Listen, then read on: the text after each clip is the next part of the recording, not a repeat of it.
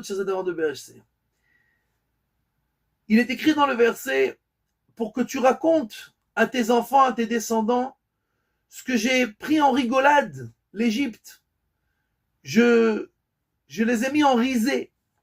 Et c'est ce que nous explique Rachi sur ce verset-là.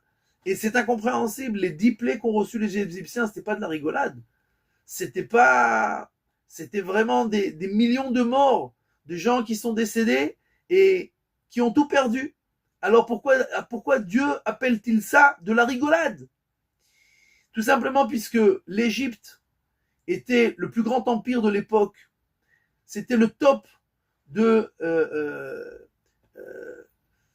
la kidma, de l'évolution, de la technologie, des connaissances, des sciences, des forces de l'impureté.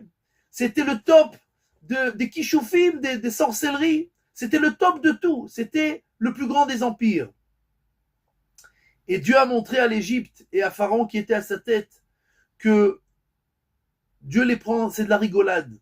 Celui qui se prend pour un Dieu dans ce monde-là, celui qui se prend pour quelque chose de puissant, pour quelque chose d'important, alors Dieu lui montre que tout ce qu'il pense, c'est de la rigolade. En 2 secondes, tout s'efface, tout disparaît.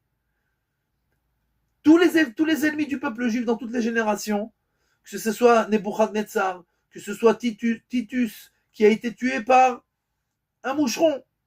Et Dieu lui a montré, tu te prends pour le plus grand des conquérants, un moustique va te remettre à mort.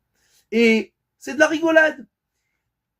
Nous connaissons malheureusement beaucoup de gens qui étaient au top de leur carrière, qui se croyaient intouchables, qui croyaient qu'ils allaient vivre à l'éternité, qu'ils allaient être en bonne santé à l'éternité. Et du jour au lendemain, un microbe, une maladie, un accident, et tu vois la personne la plus forte qui s'efface et qui disparaît.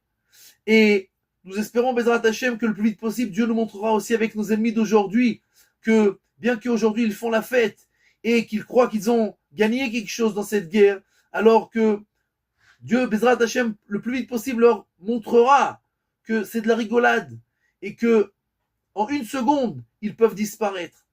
Mais nous devons nous rappeler l'importance de chaque instant, de chaque moment, puisque rien n'est gagné, rien n'est promis.